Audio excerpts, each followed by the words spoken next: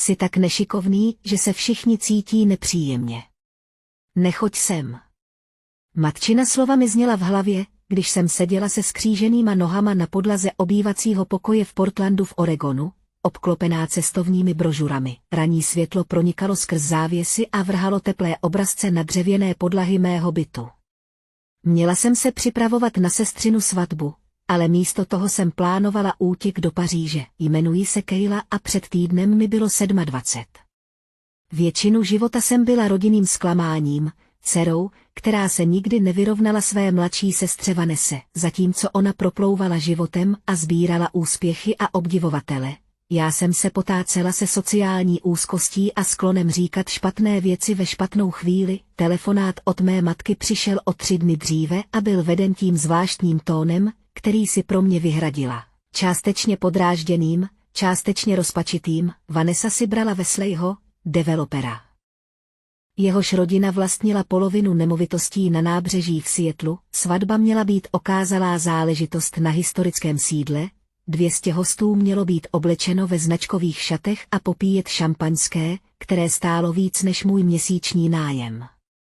Probrali jsme to jako rodina, řekla máma a její hlas byl napjatý. Vanessa má obavy, jaký dojem uděláš. Víš, jaká jsi na společenských akcích, Kaylo. To koktání.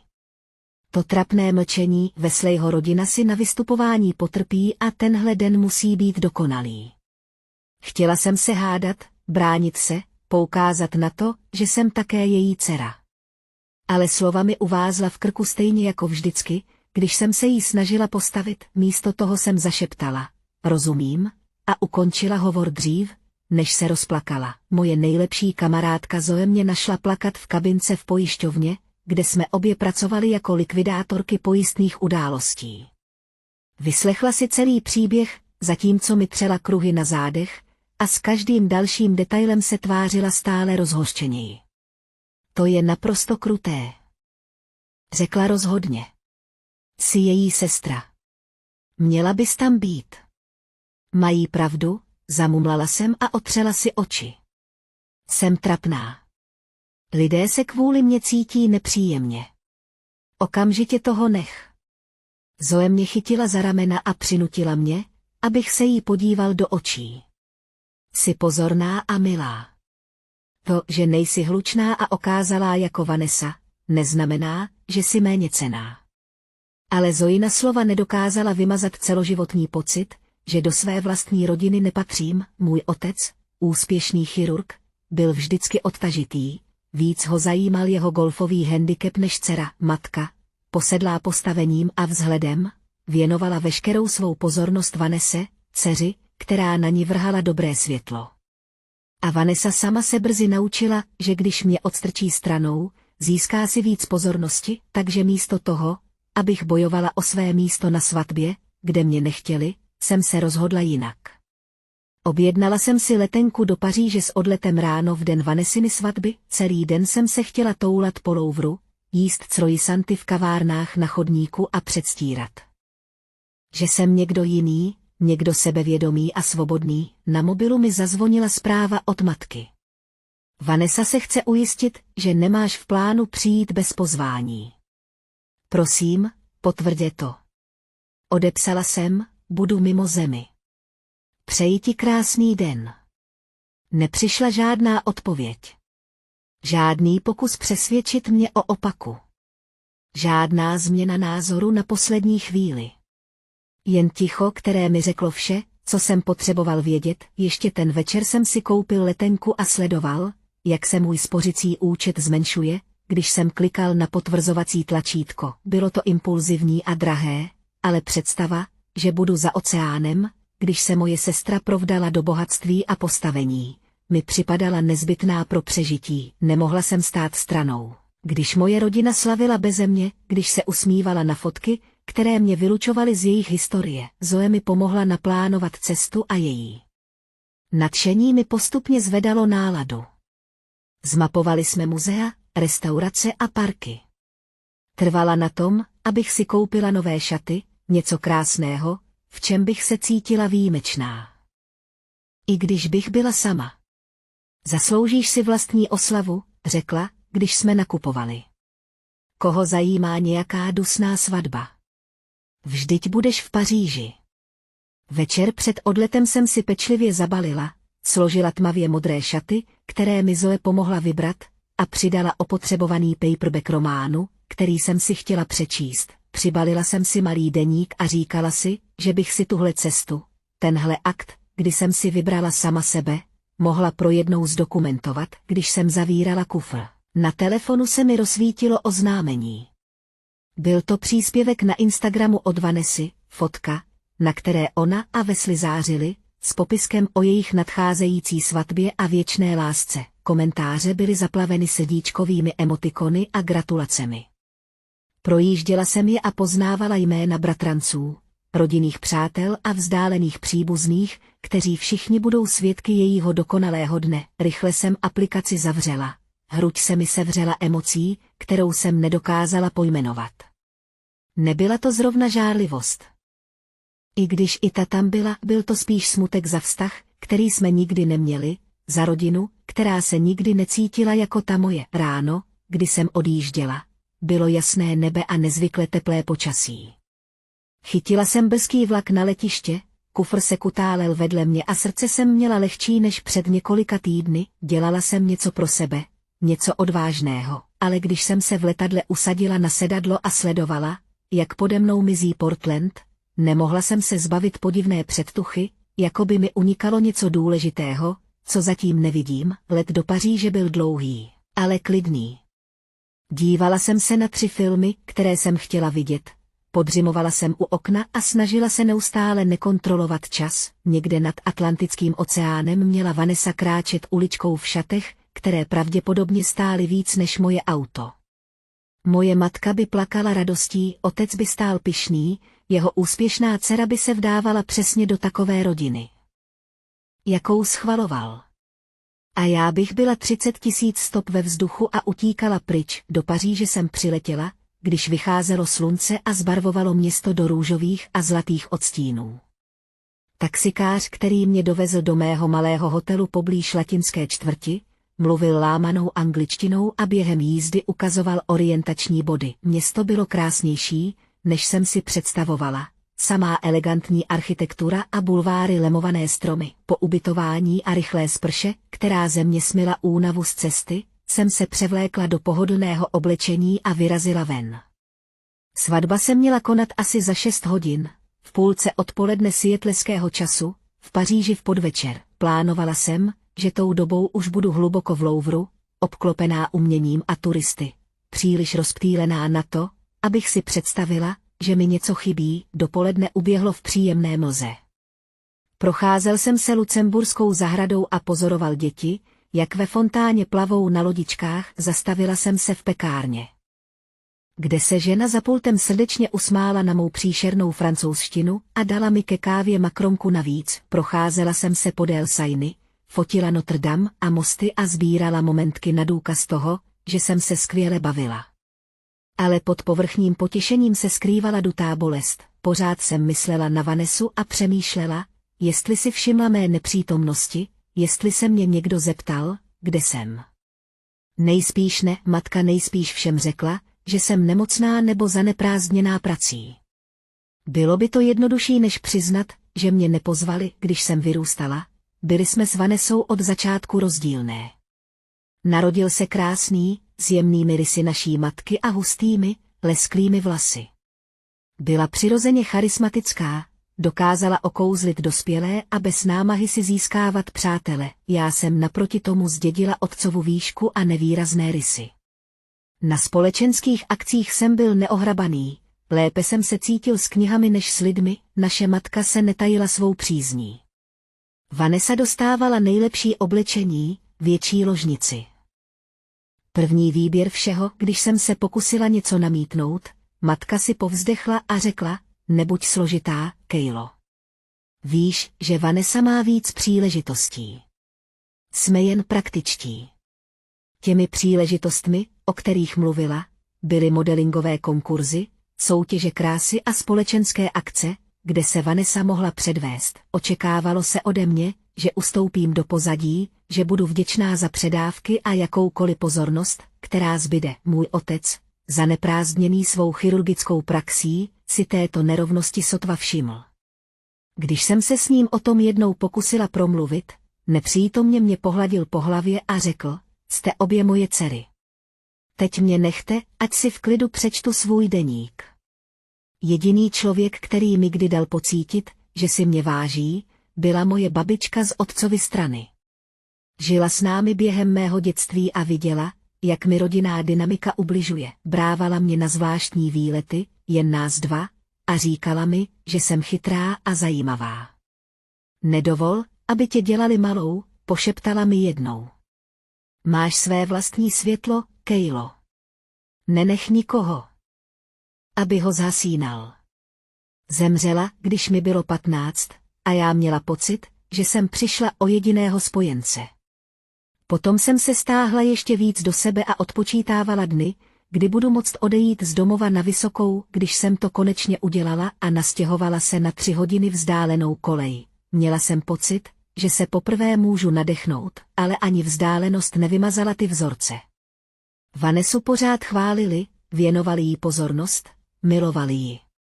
Mně se dostalo povinnosti a zklamání, rodinné večeře se staly cvičením v pocitu neviditelnosti, protože všichni oslavovali Vanesin poslední úspěch. Když jsem s vyznamenáním ukončila vysokou školu, matka strávila večeři povídáním o Vanesině novém příteli. Když jsem dostala práci v pojišťovně, otec se mě zeptal, kdy se chystám dělat něco působivějšího. Wesley vstoupil do Vanesina života před 8 měsíci. Seznámili se samozřejmě na charitativní akci, kde se ona dobrovolně snažila vypadat dobře a on navazoval kontakty. Matka byla nadšená. Bohatý muž z prominentní rodiny. Přesně to, pro co Vanesu připravovala. S Wesleyem jsem se setkala jen jednou, na rodinné večeři, na které matka trvala. Byl to pohledný muž s praktickým šarmem a pevným stiskem ruky. Sotva mě vzal na vědomí, veškerou pozornost věnoval Vanese a mým rodičům. V jednu chvíli jsem se pokusila zapojit do konverzace a on se na mě zmateně podíval, jako by zapomněl, že existuju. Vanessa vedle něj zářila a nasávala obdiv. Když jsem odešla dřív a tvrdila, že mě bolí hlava, nikdo se mě nepokusil zastavit. Zasnoubení proběhlo rychle, následovalo plánování svatby, které zcela pohltilo mou matku. Každý telefonát se týkal květin, místa konání a seznamu hostů. Když jsem se zeptala, jestli můžu pomoct, matka řekla, máme to zařízené. Nejspíš bys Vanesu jenom stresovala. A teď jsem byla tady, v Paříži. Protože i moje přítomnost na svatbě byla považována za přítěž, brzy odpoledne pařížského času jsem se vydal do Louvru. Muzeum bylo přeplněné turisty, všichni jsme se šourali velkými sály a natahovali krky, abychom viděli slavné obrazy. Stál jsem před Monou Lisou, obklopen desítkami dalších lidí, kteří si pořizovali selfie, a cítil jsem se ohromně osamělý. Vytáhla jsem telefon s úmyslem rozptýlit se něčím bezmyšlenkovitým. V tu chvíli jsem otevřela Instagram, zvědavá sama sobě navzdory, o co přicházím. A v tu chvíli se celý můj svět změnil. První příspěvek, který jsem uviděla, byl od mé sestřenice Jennifer, zveřejněný o 20 minut dříve. Bylo to video, roztřesené a očividně natočené na telefon ve spěchu. Titulek zněl, OMG, neuvěříte, co se právě stalo na Vanesině svatbě. Všichni se na to dívali. Když jsem na něj klikla, klesl mi žaludek. Video ukazovalo svatební hostinu, elegantní taneční sál plný kulatých stolů zahalených do prostírání v barvě slonové kosti. Nad hlavou se třpytily křišťálové lustry a já viděla propracované květinové výzdoby, které máma vybírala celé měsíce. V popředí jsem slyšela šum zmatených, vzrušených hlasů. Pak se kamera zaměřila na střed místnosti, kde stála moje matka čelem k Wesleymu. Její tvář byla rudá a i přes malý displej telefonu jsem viděla, že je rozrušená. Wesleyho tvář byla skřivená hněvem, jeho postoj agresivní. Vanessa stála stranou, její bílé šaty se leskly proti chaosu. Rukama si zděšeně zakrývala ústa. Zvýšila jsem hlasitost a přitiskla si telefon k uchu, abych ho slyšela přes hluk muzea kolem. Myslíš si, že mi můžeš diktovat? Wesleyho hlas byl ostrý, řezavý. Jsi nikdo. Celá tvoje rodina je nikdo. Jak se opovažuješ se mnou takhle mluvit? Matka vystřelila zpátky, její hlas byl pronikavý. Po tom všem, co jsme udělali, abychom tě přivítali v této rodině. Přivítat mě? Wesley se zasmál, drsně a posměšně. Od prvního dne mi lezeš do zadku, protože víš, že Vanessa má štěstí. Že jsem se na ni vůbec podíval. Je krásná. To se jí musí nechat, ale to je všechno, co má. Ty se tady promenáduješ, jako bys byl někdo důležitý, protože se ti podařilo oženit se s doktorem a vychovat dceru, která se umí usmívat na povel. Dav na videu stichl, všichni upírali oči na konfrontaci. Viděla jsem, jak hosté vytahují telefony a nahrávají z mnoha úhlů. Matčina tvář zbledla. Musíš se omluvit hned teď. Tohle je svatební den mé dcery. Tvé dcery? Wesley přistoupil blíž a z jeho hlasu kapalo opovržení. Tvoje dcera je povrchní, rozmazlený spratek, který byl vychován tak, aby si myslel, že mu stačí vzhled. Tak já ti něco řeknu o tvé dokonalé rodině. Wesley, prosím, výsil se do hovoru Vanessin zoufalý a tenký hlas. Buď sticha, Vanesso, utrhl se na ni, aniž by se na ni podíval. Už jsem přestal předstírat. To, co se dělo dál, se zdálo být zpomalené. Matka natáhla ruku, snad aby Wesley ho chytila za paži. Snad aby jen gestikulovala, on sebou trhl a já jsem uprostřed žaluzie skutečně zalapala po dechu, což přitáhlo schody od okolních turistů. Plívl jí přímo do obličeje, mezi svatebčany na videu se rozlehl zvuk šoku. Matka stála jako přimražená, po tváři jí stékaly sliny a její výraz byl naprosto nevěřícný. Vanessa ze sebe vydala zvuk, který byl napůl výkřikem, napůl vzlikem. Všichni jste ubožáci, řekl Wesley a jeho hlas zřetelně zazněl v ohromeném tichu. A tahle svatba skončila. Otočil se a odkráčel ze záběru, video skončilo s matkou, která stále nehybně stála. Hosté se k ní hrnuli z ubrousky a odněkud se objevil otec, jehož tvář byla fialová vztekem. Zírala jsem na displej telefonu, neschopná zpracovat, čeho jsem byla právě svědkem. Třásly se mi ruce. Lidé do mě naráželi, když procházeli kolem, ale já jsem si toho sotva všimla. Klikla jsem na komentáře, které se už množily. To je šílené. Opravdu právě plívl na nevěstinu matku. Kdo to vůbec je? Ta matka vypadá tak šokovaně, že je to hrozné. Svatba roku ze všech špatných důvodů. Vycouval jsem a vyhledal Vanessin účet. Nic nového tam nezveřejnila. Ale na videu, které se rychle šířilo, ji označili desítky lidí, našla jsem další 3 verze z různých úhlů, každá ukazovala stejný děsivý moment. Zazvonil mi telefon, až jsem nadskočila. Byla to Zoe. Kalo, vidíš to, řekla, jakmile jsem to zvedla. Je to všude. Chodila jsem s ní na střední, právě to sdílela, a to ani nezná tvou rodinu. Cože, zeptala jsem se. Právě jsem se na to dívala, řekla jsem a můj hlas mi byl cizí. Zoe, on plívl na mou matku, přede všemi. Už se to šíří virálně. Začínají se objevovat memy. Tohle bude obrovská věc. Zatočila se mi hlava. Našla jsem si lavičku podél zdi muzea a stěžka se posadila, stále jsem svírala telefon. Měla bych jim zavolat. Měla bych... Nevím, co bych měla dělat. Co můžeš dělat? Jsi v Paříži. Měla pravdu. A přesto jsem se cítila provinile, že jsem pryč. I když mě odstrčili, cítila jsem se provinile kvůli té drobné jiskřičce pomsty v hrudi, šepotu, který říkal, chtěli dokonalou svatbu beze mě, a podívej, co místo toho dostali. A tak jsem se cítila provinile, jak jsem tam tak seděla, zaplavovala mě další oznámení. Video se sdílelo na různých platformách. Začali ho přebírat zpravodajské weby.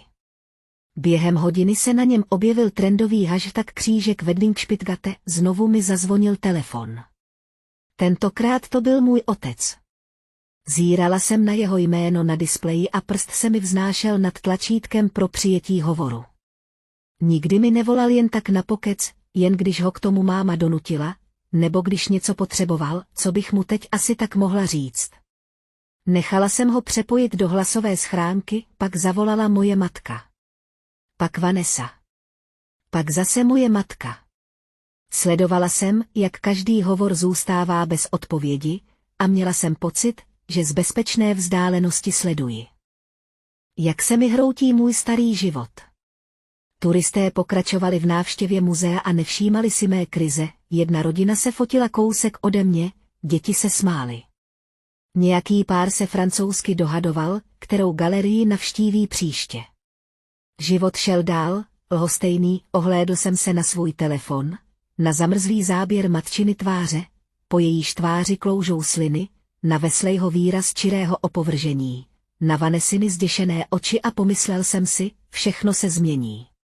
V tu chvíli jsem si uvědomil, že se mi to stalo, na 5. pokus jsem konečně odpověděla na matčino volání. To už jsem opustila Louvre a seděla v malé kavárně nedaleko hotelu, popíjela vychladlou kávu a sledovala, jak se mi opakovaně rozsvěcuje telefon. Kejlo. Její hlas byl syrový, zbavený obvyklé vyrovnané nadřazenosti. Kde jsi? Říkala jsem ti to. Jsem v Paříži. Musíš se vrátit domů. Hned teď. Pomalu jsem míchala kávu a sledovala, jak lžička vytváří malé víry. Proč bych to dělala? Nebuď složitá. Do jejího tónu se opět vkradla známá ostrost. Tvoje sestra tě potřebuje. Tahle rodina tě potřebuje. Zvláštní, jak to funguje, řekla jsem tiše. Rodina, která mě nechtěla na svatbě, mě najednou potřebuje, když se všechno hroutí. Teď není čas na sebelítost. Máš vůbec představu, s čím máme tu čest? To video bylo zhlédnuto 1 000 000krát. Miliony, Kejlo. Do ordinace tvého otce volají lidé. Vanessa je hysterická, obtěžují nás na internetu. A kde jsi ty? Schovávám se ve Francii jako zbabělec. Něco ve mně se zlomilo. Zbabělec. Řekl si mi, abych nejezdil. Říkal si, že jsem příliš trapný. Říkal si, že Vanesse zkazím její dokonalý den. To jsem nikdy neřekl. Ale řekl. Před 3 dny. Říkal si, že všichni se budou cítit nepříjemně, když se zúčastním. Nastala pauza. Když znovu promluvila, její hlas přešel do manipulativní sladkosti, kterou používala, když něco chtěla. Kejlo, zlato, myslím, že si to špatně pochopila. Jen jsem se obávala. Že se budeš cítit přetížená tak velkou událostí. Víš, jak jsi úzkostlivá. Nepoužívej na mě plyn. Vím přesně, co jsi říkala. No, bez ohledu na minulé rozhovory tě teď potřebujeme. Vanessa je zničená. Zamkla se ve své staré ložnici a nechce vyjít ven. Tvůj otec se sotva drží pohromadě, a já. Hlas se jí přesvědčivě zlomil. Jsem ponížená. Ten muž na mě plívl přede všemi, které znám. Moji přátelé, naše rodina, obchodní partneři, všichni to viděli. Měla jsem cítit soucit. Tohle byla moje matka, zraněná a veřejně ponížená, ale cítila jsem jen podivnou otupělost. Co s tím mám podle tebe dělat? Přijď domů, promluv si s Vanessou, pomoz nám vymyslet, jak tuhle mediální noční můru zvládnout. Ukaž světu, že jsme jednotná rodina. Jednotná rodina, zopakoval jsem pomalu. Rodina, která mě vylučuje, dokud nepotřebuje zvládnout škody. Kejlo, prosím tě, moc tě prosím. Ještě nikdy v životě mě o nic neprosila. Ten zvuk mě měl dojmout, ale místo toho mi připadal prázdný. Performativní. Nechtěla mě. Chtěla řešení svého problému. Budu o tom přemýšlet, řekl jsem. Musím jít. Kejlo, počkej. Ukončila jsem hovor a zablokovala všechna jejich čísla, pak jsem si objednala sklenku vína, i když byly sotva 3 odpoledne. Číšník mi ji přinesl se soucitným úsměvem, jako by vycítil mé trápení. Následující hodinu jsem projížděla zpravodajství o tom, čemu se říkalo skandál se svatebními slinami. Zpravodajství to převzalo. Zábavní weby rozebírali každý okamžik, lidé analyzovali Wesleyho slova, matčinu reakci, Vanessino zděšení. Některé komentáře s mou rodinou soucítily. Jiné byly brutální. Ta matka vypadala tak arogantně, asi si to zasloužila. Problémy bohatých lidí, lol. Ale ta chudák nevěsta, představ si, že se z tvé svatby stane mým. Ženich je zjevně labilní, ale ta rodina taky vypadá toxicky. Našla jsem něco. Z čeho mi tuhla krev v žilách. Jeden drbací web se trochu šťoural ve Wesleyho minulosti. Podle jejich šetření měl v minulosti výbušné chování, předchozí přítelkyně na něj před 2 lety podala soudní zákaz přiblížení, protože tvrdila, že jí vyhrožoval. Z předchozí realitní firmy byl propuštěn kvůli agresivnímu chování vůči kolegům, bohatství jeho rodiny zřejmě pomohlo tyto incidenty pohřbít. Matka byla jeho penězi a postavením tak oslněna, že se nikdy neobtěžovala ověřit si, koho si Vanessa vlastně bere. Nebo to možná věděla a bylo jí to jedno, hlavně že si Vanessa vzala boháče. Udělala jsem si screenshot článku a zadívala se na něj. Tahle informace všechno změnila. Moje sestra, přes všechny své povrchní priority a spoluúčast na mém vyloučení, byla spjata s mužem, který mohl být nebezpečný. V telefonu mi zazvonil hovor z neznámého čísla. Proti svému přesvědčení jsem odpověděla, Kejlo. Byla to Vanessa, její hlas byl plný pláče. Musela si od někoho půjčit telefon. Prosím. Nezavěšuj. Nic jsem neřekla. Vím, že mě nenávidíš, pokračovala a slova z ní padala ve spěchu. Vím, že jsme se k tobě chovali hrozně. Vím, že jsem se tě měla kvůli svatbě zastat. Ale prosím, vrať se domů. Nevím, co mám dělat. Wesley mi napsal, že se dnes večer vrátí a musíme si promluvit, a já mám strach, Kejlo. Opravdu se bojím. Tak se s ním nevídej. Zůstaň u mámy a táty. Ty to nechápeš. Má klíč od mého bytu. Ví, kde co je. Nepřetržitě mi volá a píše SMSky a ty věci, co říká. Cože, zeptala jsem se. Hlas se jí zlomil. Myslela jsem, že ho znám. Vždycky byl tak okouzlující, tak dokonalý, ale ty věci, které řekl na svatbě, to, jak se na nás všechny díval, jako bychom byli nic. Věděla si o jeho minulosti. O zákazu přiblížení.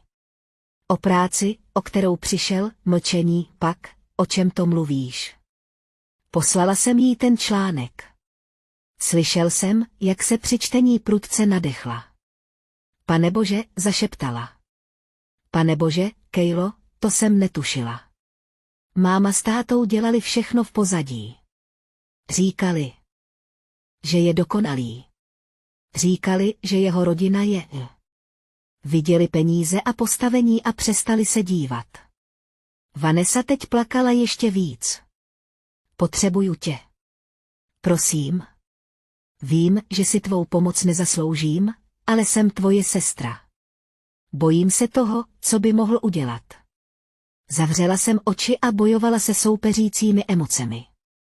Jedna moje část jí chtěla říct, ať si to vyřeší sama, ať si vyzkouší, jaké to je, když vás opustí rodina, ale jiná část, ta, která si nás pamatovala jako děti, než se všechno zkomplikovalo, nemohla její strach ignorovat. Uvidím, co se dá dělat, řekla jsem nakonec. Ale Vanesso, nevrátím se, abych si hrál na šťastnou rodinu a předstíral, že je všechno v pořádku. Pokud se vrátím, všechno bude jinak. Cokoliv. Udělám cokoliv. jen mi prosím pomoz. Když jsme zavěsili, dlouho jsem seděla a pozorovala, jak kolem mého kavárenského stolku proudí pařížský pouliční život, jak se páry drží za ruce, turisté studují mapy, místní spěchají domů z práce, normální život nevšímavě pokračuje. Zatímco můj svět se přeskupuje, vytáhla jsem si na telefonu informace o letech. Zítra ráno odlétá letadlo, které mě do večera dopraví zpět do Portlandu. Změna letenky byla drahá, ale měla jsem kreditní kartu, když jsem ji rezervovala, cítila jsem, jak se ve mně něco změnilo. Vracela jsem se zpátky, ale ne jako rozpačitá dcera, která se snaží zmenšit. Vracela jsem se s informacemi, s pákou, s jasnějším pohledem na to, kdo přesně je moje rodina, a možná, jen možná, jsem se vracela, abych se konečně postavila sama za sebe. Let domů byl jiný než let do Paříže. Tentokrát jsem neutíkala. Utíkala jsem k něčemu, i když jsem si nebyla úplně jistá k čemu. Většinu cesty jsem strávila pátráním, v notebooku jsem měla otevřených několik záložek o Wesleym, jeho rodině a různých zprávách, které vznikly na základě svatebního videa. To, co jsem objevila, vykreslovalo znepokojivý obraz. Wesleyho rodinné bohatství pocházelo od jeho dědečka, který v 70. letech vybudoval realitní impérium.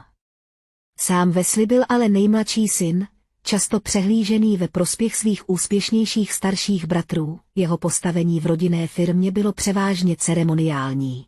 Titul bez skutečné moci, střídal různé role a každou z nich opouštěl za nejasných okolností. Soudní zákaz přiblížení od jeho bývalé přítelkyně obsahoval detaily, ze kterých se mi zvedal žaludek, popisovala ho jako zpočátku okouzlujícího, pak stále více panovačného a agresivního. Kvůli maličkostem se rozuřil a pak se extravagantně omlouval drahými dárky. Poslední incident, který vedl k zákazu přiblížení, spočíval v tom, že se objevil na jejím pracovišti a způsobil scénu. Když se snažila vše ukončit, našel jsem její profil na sociálních sítích. Většinu starých příspěvků smazala, ale byl tam 1 rok starý. 1 rok bez toxicity. Pokud jste ve vztahu, kde cítíte strach, vězte, že si zasloužíte něco lepšího. Odejít bylo to nejtěžší a nejlepší. Co jsem kdy udělala? Pořizovala jsem další snímky obrazovky a vytvářela si soubor informací. Pokud byl Wesley tak výbušný, jak se zdálo, moje rodina bude potřebovat víc než jen kontrolu škod. Budou potřebovat ochranu. Když jsem přistál v Portlandu, pršelo, vytrvalé mrholení, které je charakteristické pro podzimní období na severozápadě Pacifiku. Odjel jsem spolujízdou přímo k domu rodičů, rozlehlému koloniálu na luxusním předměstí, kde byl každý trávník upravený a každé auto drahé. Matka mi otevřela a vypadala unaveně. Obvykle dokonalé vlasy měla rozcuchané a nenalíčená. Poprvé v životě vypadala staře. Přijel si, řekla a v jejím hlase byla možná slyšet opravdová úleva. Kde je Vanessa? Nahoře. Od včerejška neopustila svůj pokoj. Tvůj otec je v kanceláři a snaží se zvládnout následky. Jeho ordinace je zaplavená telefonáty od novinářů. Prošla jsem kolem ní, aniž bych čekala na pozvání. Dům vypadal stejně jako vždycky. Vkusně zařízený. Neposkvrněný. Chladný. Vystoupala jsem po schodech do Vanessy dětského pokoje, největšího pokoje ve 2. patře, toho s nejlepším výhledem. Zaklepala jsem. Vanesso, tady Kayla. Dveře se okamžitě otevřely. Moje sestra vypadala hrozně. Oči měla opuchlé od pláče. Vlasy měla rozcuchané. Na sobě měla tepláky a staré tričko. Žádný make-up, žádné šperky. Ještě nikdy jsem ji neviděla vypadat tak rozcuchaně. Ty jsi opravdu tady, řekla a pak mě objala. Stála jsem strnule a zprvu jsem obětí neopětovala, ale její ramena se třásla, vzlikala mi do ramene a navzdory všemu byla pořád moje sestra. Moje paže se pomalu, rozpačitě zvedly a poplácaly ji po zádech. Pojď dál, řekla, odtáhla se a otřela si oči, musím ti všechno říct. Seděli jsme na její posteli, na stejné, na které se před lety rozvalovala, když telefonovala s přáteli, a ignorovala mě. Když jsem se k ní chtěla připojit. Ironie mi neunikla. Wesley mi neustále píše, začala a ukázala mi svůj telefon. Zprávy byly znepokojivou směsicí vzteku a manipulace. V některých ji nazývali bezcennou a hloupou. Jiné se v nich úpěnlivě omlouvali a prosili o další šanci, některé byly neurčité, zneklidňující a výhružné. Dnes večer přijdu, ať se ti to líbí, nebo ne. Musíme si promluvit z očí do očí. Tím, že mě ignoruješ, to ještě zhoršuješ. Vím, kde jsi. Mám tě moc rád, zlato. Byl jsem jen vystresovaný. Tvoje máma mě vyprovokovala. Dej mi šanci to vysvětlit. Budeš litovat, že ses ke mně takhle zachoval. Při jejich čtení mě zamrazilo. Odpověděla si na něco z toho. Řekla jsem mu, aby mě nechal na pokoji. Toho rozlobilo ještě víc. Musíš jít na policii. Vyžádej si soudní zákaz přiblížení. S jakými důkazy? On mi vlastně přímo nevyhrožoval. A jeho rodina, Kejlo, jeho rodina je mocná. Mají právníky, konexe. Máma s tátou se bojí. Že nás zažalují za pomluvu nebo tak něco. Za pomluvu? To on na mámu plivnul před 2 svědky. Cože, zeptala jsem se. Já vím, ale jeho rodina tvrdí, že ho vyprovokovali, že máma řekla něco urážlivého první. Snaží se to překroutit tak, že je obětí našeho společenského šplhání. Hořce jsem se zasmála. To je bohatýrské. Máma šplhá po společnosti ode dne, kdy si vzala tátu. To je pravda, Vanessa se na mě podívala s výrazem, který jsem u ní ještě nikdy neviděla. Upřímné uznání. Já vím. Vždycky jsem to věděla. Ale myslela jsem si, že takhle prostě život funguje. Vezmeš si někoho úspěšného, předvedeš správnou image a všechno se vyřeší. To mě učila máma. A podívej, kam tě to dostalo. Ucukla, ale neprotestovala. Viděla jsem ty články, které si poslala, o jeho bývalé přítelkyni, o soudním zákazu přiblížení. Nemůžu uvěřit, že jsem to nevěděla. Nemůžu uvěřit, že si to máma s tátou neověřili. Viděli, co chtěli vidět, peníze, postavení, správné rodinné jméno. Byli tak nadšení. Že tě provdají za někoho působivého, že se neobtěžovali hledat hlouběji, stejně jako byli tak nadšení, že budu hezká a oblíbená dcera, že se o nic jiného nestarali. Vanessa si skroutila ruce v klíně. Vím, že jsem se k tobě chovala hrozně, Kejlo. Vím, že jsem souhlasila s tím, že se k tobě máma chová, jako by na tobě nezáleželo. Bylo jednodušší být oblíbenec, než se postavit za to, co je správné. Ano, bylo to jednodušší, souhlasila jsem. A teď platíš za to, že si svůj život postavila na povrchních základech. Já vím. Podívala se na mě a po tváři jí stékaly slzy. A je mi to líto. Je mi to moc, moc líto. Za všechno. Za to, že jsem pokaždé dostala větší pokoj, lepší oblečení, pozornost, za každou chvíli, kdy jsem se nechala mamkou vyloučit nebo tě odložila, za svatbu. Bože, Kejlo, nikdy jsem neměla souhlasit s tím, že tam nebudeš. Jsi moje sestra. Chtěla jsem říct, že ti odpouštím.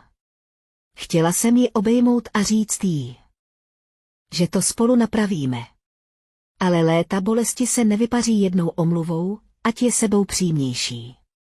Nejsem tu od toho, abych ti odpouštěla, řekla jsem tiše.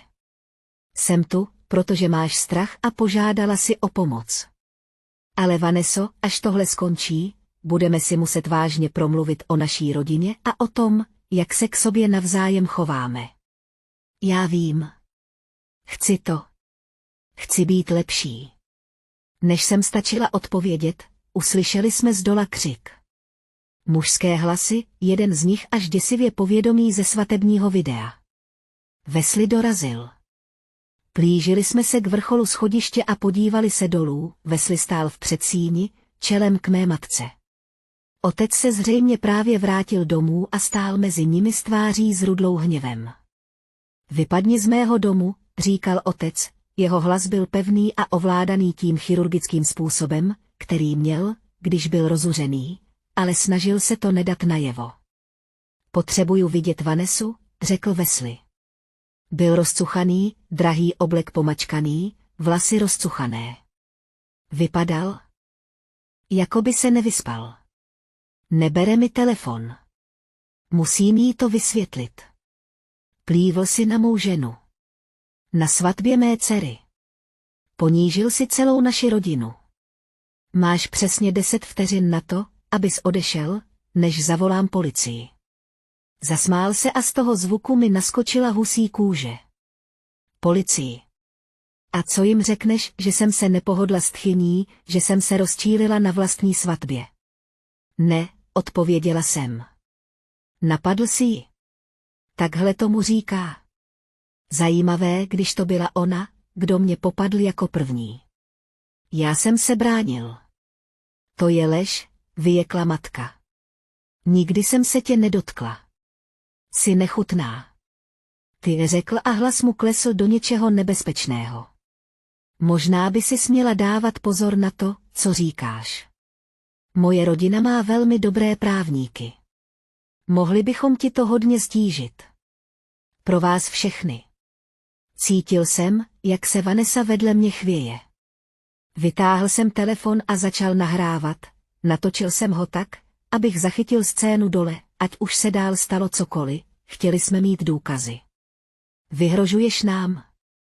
Zeptal se otec. Jen konstatuji fakta. Všichni mě pomlouváte na internetu, sdílíte to video, děláte ze mě zrůdu. Ale lidé nevidí, co k tomu okamžiku vedlo. To, co tvá žena řekla o mé rodině. Jak urážela mou matku, naznačovala, že pro drahou Vanessu nejsme dost dobří. Já nikdy, začala matka. Rozhodně si to udělala. Celé měsíce si trousila drobné poznámky o tom, jak bychom měli být vděční, že jsme spojeni s tvou rodinou, jak jsou tvůj manžel chirurg a tvoje krásná dcera taková výhra. Chovala se ke mně jako k nájemné pomocnici na mé vlastní svatbě. To není pravda, řekl otec, ale v jeho hlase už nebylo tolik jistoty. Nebo snad ne. Ale jde o tohle. Na ničem z toho teď nezáleží. Záleží na tom, že jsme s Vanessou manželé, legálně oddaní, a já chci vidět svou ženu. Manželství je neplatné, řekla matka rychle. Odešel si ještě před koncem obřadu. Před podpisem papírů. Wesley se usmál a nebyl to příjemný výraz. Vlastně jsme ten den ráno u soudu podepsali oddací list. Taková malá pojistka, dalo by se říct. Takže ano, Vanessa je právně moje žena a já mám plné právo se s ní stýkat. Ta slova ho zasáhla jako fyzická rána. Viděl jsem, jak rodičům šokem ochably tváře. Vanessa vedle mě vydala tichý, zraněný zvuk. Říkal si, že to uděláme na svatbě, zašeptala mi. Říkal, že udělat to nejdřív u soudu je jen formalita kvůli papírování, že skutečný sňatek je obřad. Myslela jsem, že je to romantické, spontánní. Nikomu jsem to neřekla, protože říkal, že by to mělo být naše tajemství. V hlavě se mi honily všechny důsledky. Pokud byli legálně oddáni, všechno se zkomplikovalo. Rozvod by zabral nějaký čas, Wesley by si mohl nárokovat práva na všechno, co Vanessa vlastnila, a mezitím by mohl všem znepříjemnit život. Ledaže se zrodil nápad. Riskantní a možná geniální.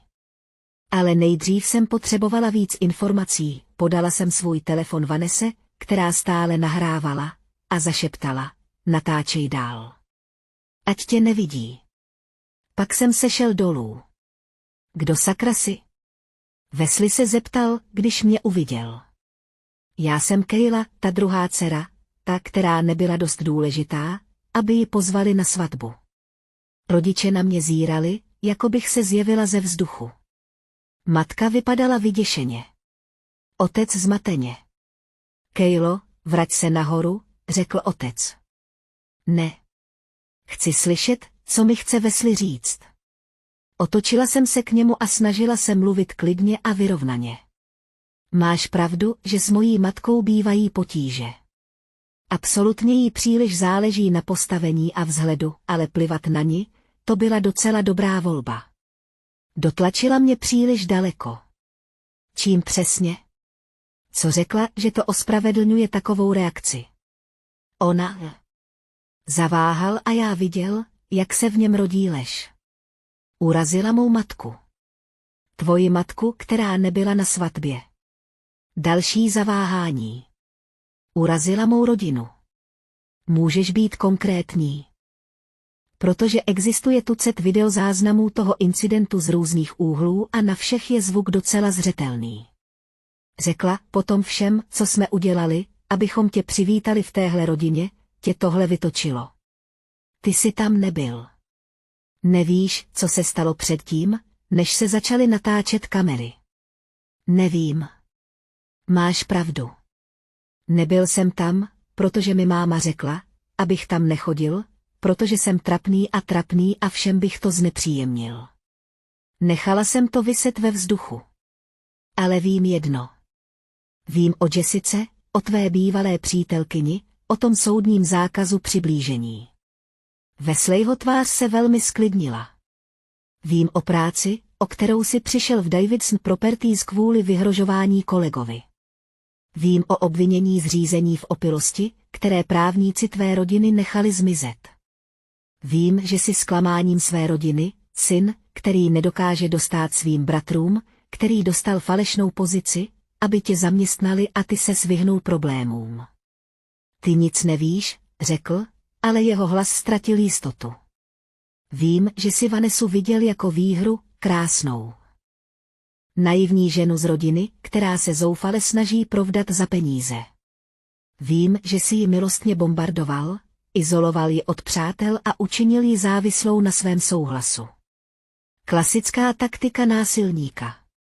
Miluji Vanessu. Rád ji kontroluješ. V tom je rozdíl. Vytáhla jsem telefon a ukázala mu screenshoty, které jsem pořídila z jeho textových zpráv Vanesse. Tyhle nevypadají na lásku. Vypadají jako posedlost a vztek. Vrhl se ke mně a můj otec se okamžitě postavil mezi nás. Neopovažuj se jí dotknout. Jdi mi z cesty. Ne. Odcházíš. Hned. Tvář se mu skřivila vztekem a ještě něčím. Panika. Ztrácel kontrolu nad situací a věděl to. Vanesso, křikl směrem ke schodům. Vanesso, pojď sem dolů. Odcházíme. Ona s tebou nikam nepůjde, řekla jsem klidně. Ve skutečnosti podává žádost o zrušení manželství na základě podvodu. Lhal si o svém původu. Manipuloval si ji do soudního sňatku bez řádného zveřejnění. Každý soudce ti vyhoví. Tohle nemůžeš udělat. Můžeme a uděláme to. A jestli se k ní ještě jednou přiblížíš, jestli jí napíšeš, zavoláš nebo se objevíš kdekoliv, kde by mohla být, podáme žádost o soudní zákaz přiblížení. A na rozdíl od toho, co udělala Jessica, to tentokrát bude velmi veřejné, stejná média, která informovala o vaší svatební katastrofě, budou všude psát o násilnickém ženichovi. Wesley zatěl ruce v pěst. Na okamžik jsem si myslela, že někoho skutečně uhodí, ale pak jakoby se vyprázdnil, když viděl, že tohle kolo prohrál. Tohle ještě není konec, řekl tichým a výhružným hlasem. Moje rodina vás všechny zničí. Tvoje rodina je nejspíš nadšená, že se tě zbavila, odpověděl jsem. Teď odejdi, než sám zavolám policii. Vyrazil ven a práskl dveřmi tak silně, až zarachotila okna. Všichni jsme na chvíli zůstali stát jako přimrazení, to ticho bylo skoro horší než křik, pak se nahoře na schodech objevila Vanessa, stále držela můj telefon a stále nahrávala. Mám všechno, řekla, hlas se jí třásl, ale byla odhodlaná, každé slovo. A právě tak jsme měli důkazy. Druhý den ráno jsem se probudila na gauči v obývacím pokoji svých rodičů a velkými okny dovnitř proudilo sluneční světlo. Z nepohodlné polohy mě bolela záda, ale mysl jsem měla jasnější než před lety. Vanessa ještě spala nahoře, vyčerpaná emocionálním zmatkem předchozího dne. Rodiče byli v kuchyni, jejich hlasy byly tiché a napjaté. Posadila jsem se a zkontrolovala telefon. Svatební video už bylo zhlédnuto více než 15 milionkrát. Wesleyho jméno bylo na sociálních sítích v kurzu. A co bylo ještě důležitější, ozvaly se další 3 ženy se svými vlastními příběhy o něm, viděli zpravodajství a rozhodli se promluvit o svých zkušenostech s jeho panovačným, agresivním chováním. Všechno jsem sepsala na screenshot a poslala právničce, kterou jsem si v letadle vyhledala, ženě jménem Patricia, která se specializovala na případy týkající se nátlakové kontroly a domácího násilí. Na můj první e-mail už odpověděla a souhlasila, že se Vanessina případu ujme. Ve dveřích se objevila moje matka s hrnkem kávy v ruce. Jsi vzhůru. Sotva. Vstala jsem a protáhla se. Musíme si promluvit. Všichni. Přikývla a zavolala na Vanessu a mého otce. O 20 minut později jsme všichni seděli kolem stolu v jídelně, kde jsem v dětství jedla nespočet tichých večeří, kde mě ignorovali, přehlíželi a dávali mi pocítit, že jsem malá. Stane se tohle, řekla jsem a převzala kontrolu nad situací dřív, než se kdokoliv jiný zmohl na slovo. Vanessa se sejde s Patricií, právničkou, kterou jsem dnes odpoledne našla.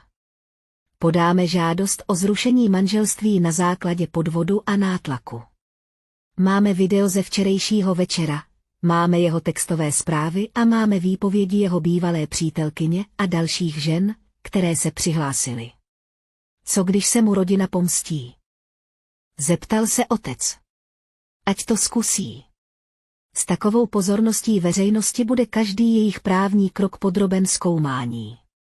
Spíš budou chtít, aby to v tichosti vyšumělo, než aby se to táhlo u soudu. A média, zeptala se matka. Jak se s nimi vypořádáme? Neskrýváme se. Říkáme pravdu. Podívala jsem se na Vanessu. Poskytneš jeden rozhovor, pečlivě kontrolovaný, s renomovaným novinářem.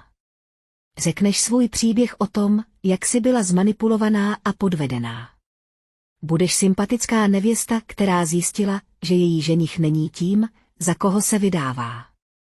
Nevím, jestli to zvládnu, řekla Vanessa tiše. Můžeš, a taky to uděláš.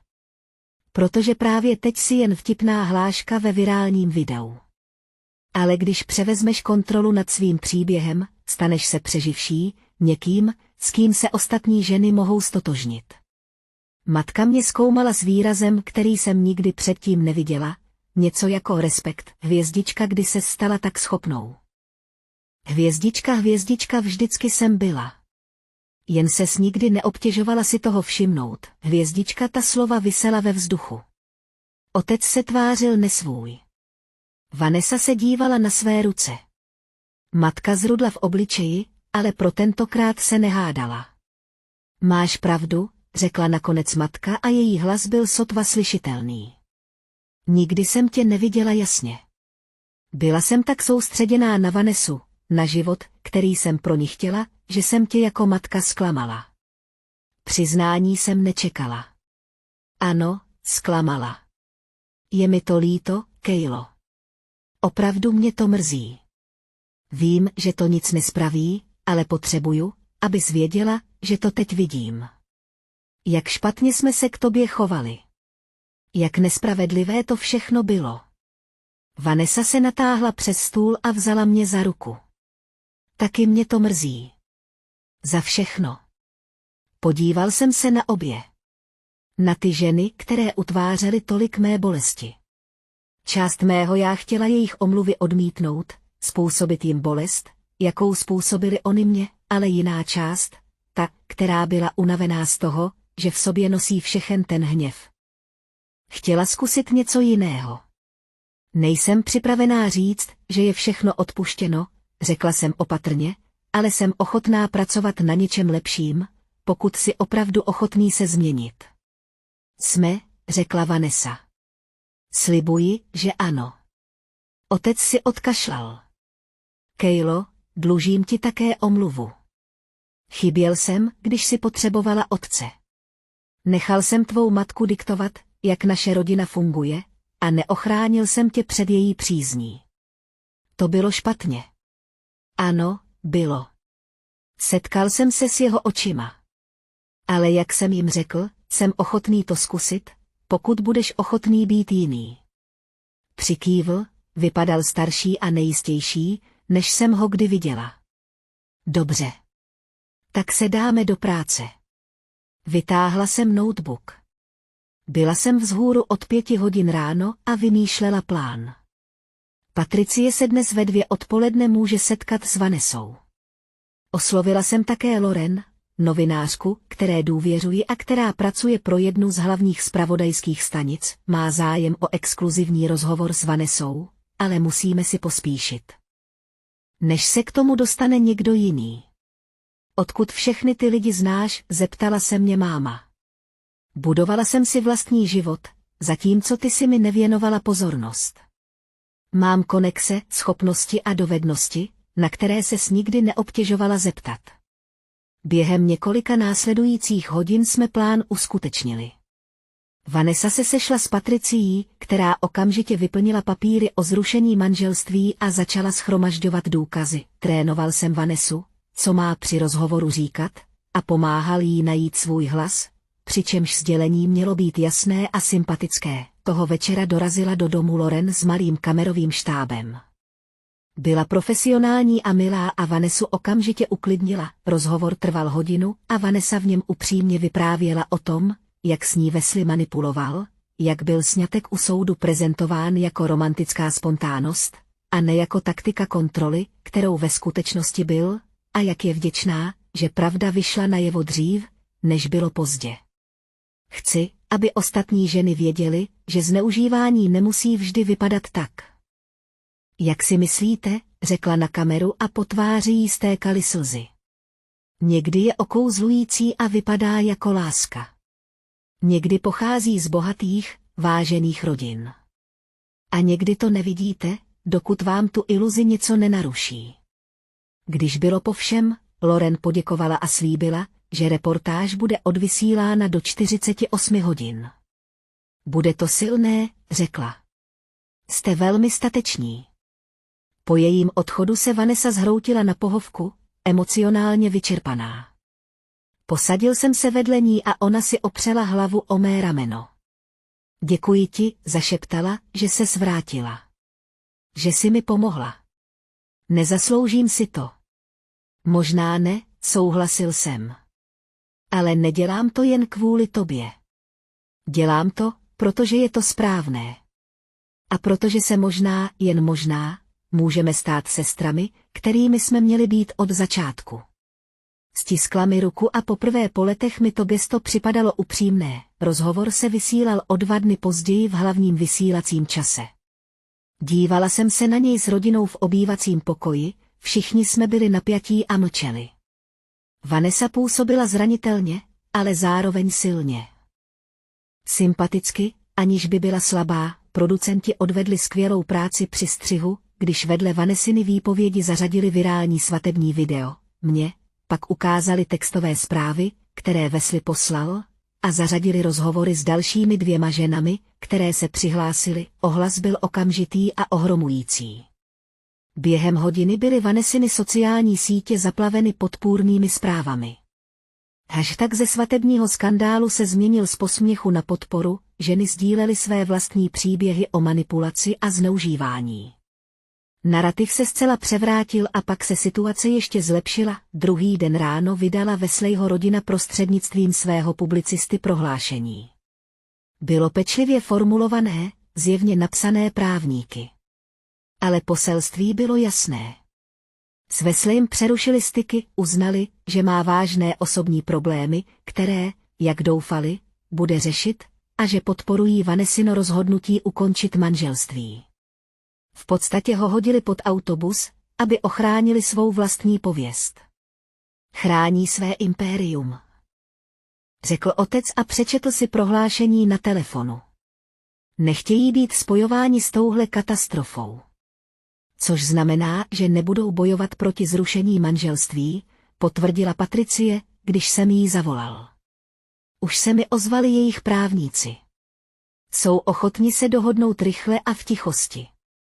Wesley od Vanessy nic nedostane a oni jsou připraveni zajistit, aby to nespochybnil. A co Wesley sám?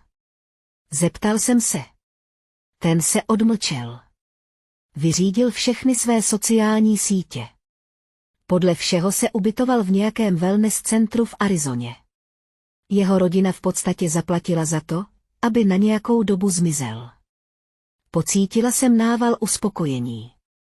Wesley se snažil ovládat a zastrašovat mou sestru, ponižoval matku na veřejnosti, vyhrožoval mé rodině. A teď to byl on, kdo se skrýval, zneuctěný a opuštěný dokonce i vlastní rodinou, ale ještě jsem musela udělat jednu věc, toho odpoledne jsem jela do místní zpravodajské stanice, kde se video ze svatby poprvé objevilo. Zavolala jsem předem a domluvila si schůzku s vedoucí stanice. Ženou jménem Helen, která byla k mému návrhu překvapivě vstřícná.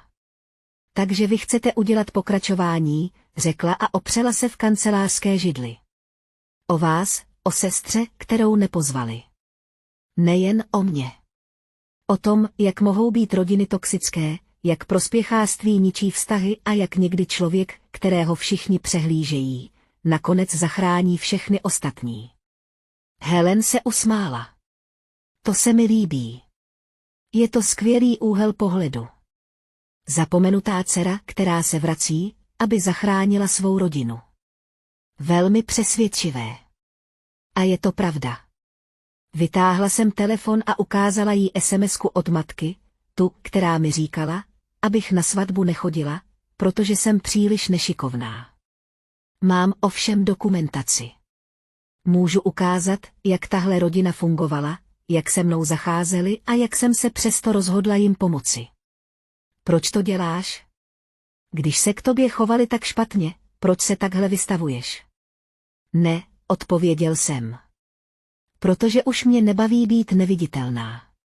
Už mě nebaví nechat ostatní, aby psali můj příběh. A protože to možná, jen možná. Uvidí nějaká jiná žena, která se ve své rodině cítí neviditelná, a uvědomí si, že i ona má svou hodnotu. Helen mě dlouho zkoumala. Víš, že kvůli tomu bude tvoje rodina vypadat špatně. Hlavně tvoje matka. Sami se znemožnili. Já o tom jen říkám pravdu. A upřímně, oni s tím souhlasili. Vědí, že si musí přiznat své chyby. Což byla pravda. Večer předtím jsem o tom mluvil s rodiči a Vanessou. Matka se zpočátku bránila, bála se o svou pověst, ale otec nás všechny překvapil. Nechte ji to udělat, řekl rozhodně. Zasloužíme si, aby se nám zodpovídala, a Kayla si zaslouží, aby ji někdo viděl. A tak jsem tu byla a souhlasila s rozhovorem, který se měl vysílat za 3 dny, hned po další aktualizaci Vanessy na příběhu. Zapomenutá dcera a zlaté dítě, obě říkají svou pravdu, samotný rozhovor byl katarzní. Upřímně jsem mluvila o tom, jak jsem vyrůstala ve Vanessině stínu, o neustálém pocitu, že nejsem dost dobrá, o tom, že mě nikdo nezval na svatbu. Ukázala jsem textové zprávy, vysvětlila jsem. Jak jsem odjela do Paříže, abych utekla, jen abych z oceánu sledovala, jak se dokonalý den mé rodiny rozpadá. Ale ty ses vrátila, řekl tazatel. I potom všem, čím tě vystavili, ses vrátila, abys pomohla. Vrátila jsem se, protože moje sestra měla strach a požádala mě o pomoc, a protože navzdory všemu jsou pořád moje rodina. Ale tentokrát jsem se vrátila za svých podmínek, ne jako zapomenutelná dcera, ale jako schopný dospělý člověk, který si zaslouží respekt, a změnilo se něco. Mění se. Moje matka chodí na terapii. Můj otec se snaží být přítomen. Vanessa a já obnovujeme náš vztah. Není to dokonalé a nespraví se to přes noc, ale poprvé v životě mám pocit, že mě vidí, co byste vzkázala ostatním ženám, které se ve své rodině cítí neviditelné, podívala jsem se přímo do kamery. Vy nejste ten problém. Vaše hodnota nezávisí na tom, zda ji někdo jiný uzná. A někdy je nejlepší pomstou nedovolit, aby vás dál snižovali. Postavte se na nohy.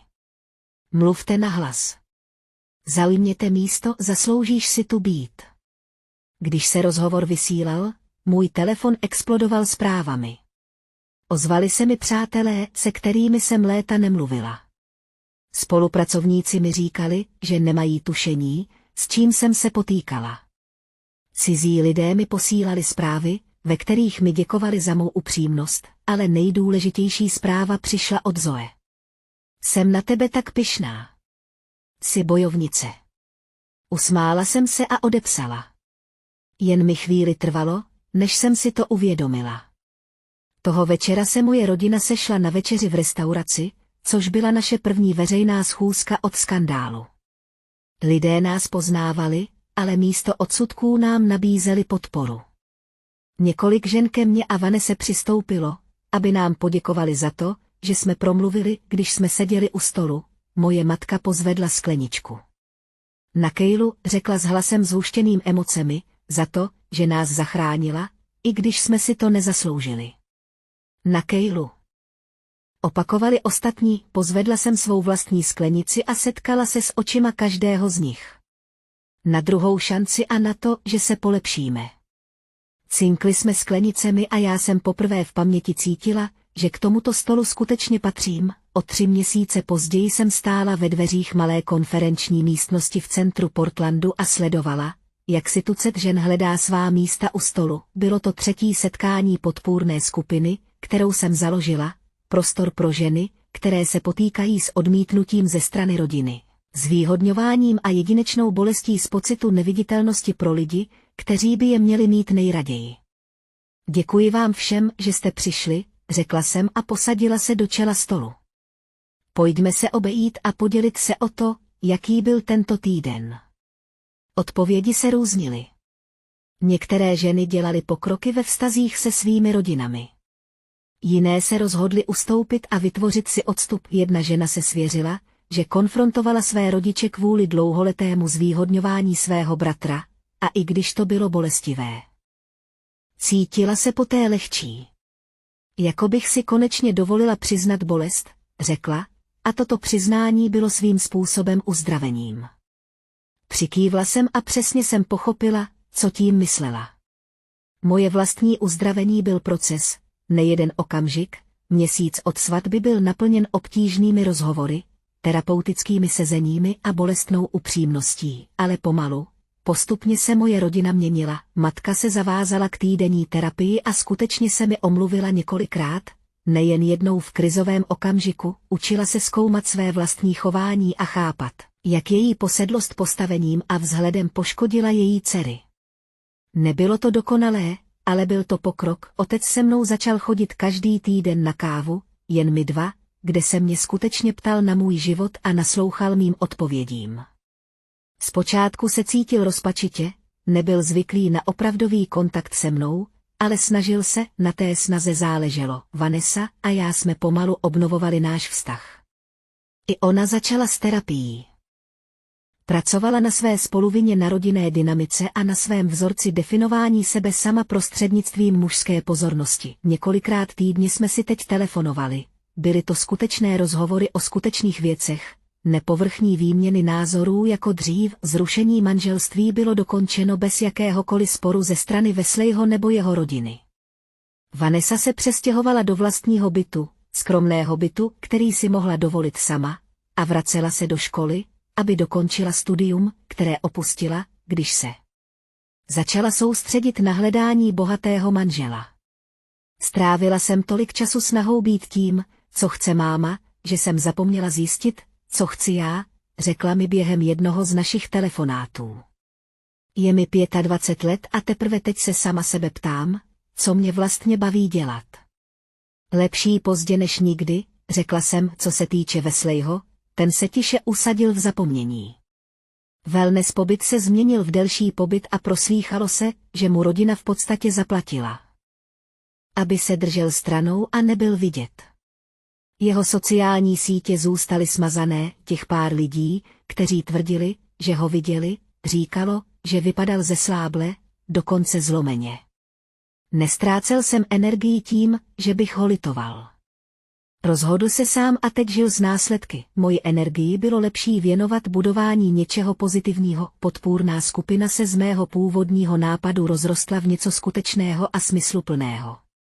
Scházeli jsme se 2krát měsíčně a ženy nás stále nacházely prostřednictvím ústního podání a sociálních médií. Některé přišly na pár setkání a šly dál, jiné se staly pravidelnými návštěvnicemi, navázali přátelství a vzájemně se podporovali v rodinných problémech. Začala jsem také vystupovat na akcích a sdílet svůj příběh na konferencích o rodinné dynamice a posílení postavení žen, ta neohrabaná, úzkostlivá žena, které říkali, že by strapnila svou rodinu, teď stála na pódiích. Mluvila ke stovkám lidí a sklízela za to potlesk. Ironie mi neušla, po skončení setkání podpůrné skupiny jsem jela k rodičům na naši nyní již pravidelnou nedělní večeři. Tato setkání se lišila od napjatých, tichých jídel mého dětství, teď jsme si skutečně povídali, někdy se smáli a řešili konflikty přímo, místo abychom je nechali vyhnít. Jaká byla schůzka? Zeptala se Vanessa, když jsem přišla. Přišla rovnou ze směny v knihkupectví, kde pracovala na částečný úvazek a zároveň chodila do školy. Dobře. Dnes se k nám přidali 2 nové ženy. To je skvělé. Máma prostírala stůl a podívala se na mě s upřímnou hrdostí. Vybudovala si něco opravdu výjimečného, Kejlo. Díky, mami. Sedli jsme si k večeři a otec se mě zeptal na mou práci v pojišťovně. Řekla jsem jim o povýšení, které mi bylo nabídnuto, o manažerské pozici, která by mi dala větší zodpovědnost a výrazné zvýšení platu. Jsem na tebe pyšný, chlapče, řekl otec. Zvládl si letos všechno s pozoruhodnou grácií a silou. Zjistil jsem, že jsem silnější, než jsem si myslel, odpověděl jsem. Ukázalo se, že když tě celý život podceňují, naučí tě to odolnosti. Matka se při té poznámce mírně zarazila, ale neodbíhala ani se nevymlouvala. Dali jsme ti všechny důvody, abys od nás úplně odešla, řekla. To, že si nám dala šanci polepšit se, je víc, než jsme si zasloužili. Máš pravdu, souhlasil jsem, ale lidé jsou víc než jen jejich nejhorší chvíle. Všichni se snažíme být lepší. Na tom teď záleží. Po večeři jsme s Vanessou seděli na zadní verandě, popíjeli čaj a pozorovali západ slunce, jak barví oblohu do odstínů oranžové a růžové. Chvíli jsme mlčeli, bylo nám v přítomnosti toho druhého příjemně, tak jako nikdy předtím. Myslíš, že nám někdy úplně odpustíš, zeptala jsem se. Vanessa se tiše zeptala, zvážil jsem tu otázku. Myslím, že odpuštění je proces. Necíl, pracuji na něm. Některé dny jsou snazší než jiné. To je fér. Odmlčela se. Taky pracuju na tom, abych odpustila sama sobě, že jsem byla tak povrchní, tak spoluvinná na tom, jak s tebou zacházeli. Oba jsme byli produktem toho, jak jsme byli vychováváni, ty jsi byl odměňován za určité chování a já jsem byla trestána za to, že jsem byla sama sebou. Oba se teď odnaučujeme tyto vzorce. Kdy jsi tak zmoudřel? Zasmála jsem se. Když jsem seděla sama v Paříži, dívala se, jak se rozpadá dokonalý den mé rodiny, a uvědomila si, že mám na výběr, buď zůstanu zahořklá a nechám se tou bolestí definovat, nebo ji využiju k tomu, abych se stala někým silnějším. Vybrala jsem si druhou možnost. Jsem rád, že si to udělala. Jsem rád, že ses vrátila. Já taky. Seděli jsme v družném tichu, zatímco se začaly objevovat hvězdy. Na mobilu mi zazvonila zpráva od Zoe, jestli nechci příští víkend zajít na pozdní snídani. Usmála jsem se a odpověděla, že ano, vděčná za kamarádku, která tu pro mě byla, i když moje rodina ne. Když jsem později večer jela domů, přemýšlela jsem o cestě, kterou jsem absolvovala. Od zapomenuté dcery k ženě, která zachránila svou rodinu před vlastními chybami, od neviditelné k nepopiratelné, od útěku k tomu, abych si stála za svým. Svatba, na kterou jsem nebyla pozvaná, se stala katalyzátorem všeho, co následovalo. Virální video, veřejné ponížení, odhalení Wesleyho pravé povahy, to všechno prolomilo dokonalou fasádu, kterou moje rodina tak dlouho udržovala. A v těch troskách jsme našli šanci vybudovat něco upřímnějšího. Wesley čelil důsledkům svých činů jak na veřejnosti, tak v soukromí.